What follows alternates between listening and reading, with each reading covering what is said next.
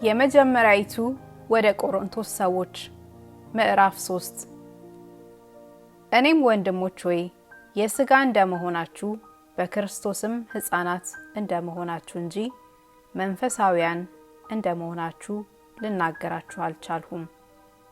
ገና ጽኑ መብል ለመብላት አትችሉም ነበርና ወተት ጋትኋችሁ።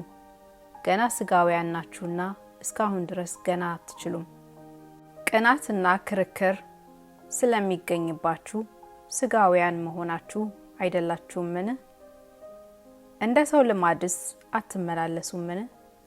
አንዱ እኔ የጳውሎስ ነኝ፣ ሁለተኛውም እኔ የአጵሎስ ነኝ ቢል ሰዎች ብቻ መሆናችሁ አይደለምን? አጵሎስ እንግዲህ ምንድነው?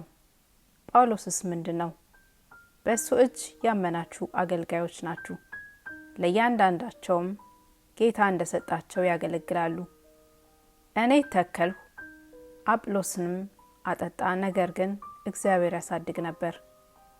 እንግዲያስ የሚያሳድግ እግዚአብሔር እንጂ የሚተክል ቢሆን ወይም የሚያጠጣ ቢሆን አንዳች አይደለም።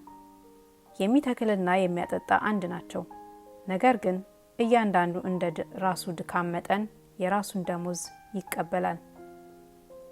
የእግዚአብሔር እርሻ ናችሁ፣ የእግዚአብሔር ሕንጻ ናችሁ፣ ከእርሱ ጋር አብረን የምንሰራ ነንና። የእግዚአብሔር ጸጋ እንደተሰጠኝ መጠን እንደ ብልሃተኛና የአጽኚ አለቃ መሰረትን መሰረቱ። ሌላውን በላዩ ያንጻል፣ እያንዳንዱ ግን በእርሱ ላይ እንዴት እንደሚያንጽ ይጠንቀቅ።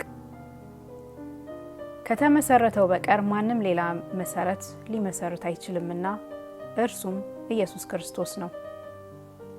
ማንም ግን በዚህ መሰረት ላይ በወርቅ ቢሆን በብርም በከበረ ድንጋይም በእንጨትም በሳርም ወይም በአገዳ ቢያንጽ የእያንዳንዱ ስራ ይገለጣል። በእሳት ስለሚገለጥ ያ ቀን ያሳያልና የእያንዳንዱም ስራ እንዴት መሆኑን እሳቱ ይፈትነዋል። ማንም በእርሱ ላይ ያነጸው ስራ ቢጸናለት ደሞዙን ይቀበላል። የማንም ስራ የተቃጠለበት ቢሆን ይጎዳበታል። እርሱ ራሱ ግን ይድናል፣ ነገር ግን በእሳት እንደሚድን ይሆናል። የእግዚአብሔር ቤተ መቅደስ እንደሆናችሁ የእግዚአብሔርን መንፈስ እንዲኖርባችሁ አታውቁምን? ማንም የእግዚአብሔርን ቤተ መቅደስ ቢያፈርስ እግዚአብሔር እርሱን ያፈርሰዋል። የእግዚአብሔር ቤተ መቅደስ ቅዱስ ነውና ያውም እናንተ ናችሁ። ማንም ራሱን አያታል። ከእናንተ ማንም በዚች ዓለም ጥበበኛ የሆነ ቢመስለው ጥበበኛ ይሆን ዘንድ ሞኝ ይሁን። የዚች ዓለም ጥበብ በእግዚአብሔር ፊት ሞኝነት ነውና።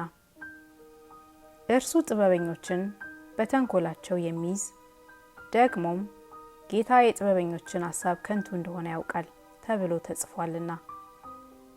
ስለዚህም ማንም በሰው አይመካ፣ ነገር ሁሉ የእናንተ ነውና። ጳውሎስ ቢሆን አጵሎስም ቢሆን ኬፋም ቢሆን ዓለምም ቢሆን ሕይወትም ቢሆን ሞትም ቢሆን ያለውም ቢሆን የሚመጣውም ቢሆን ሁሉ የእናንተ ነው።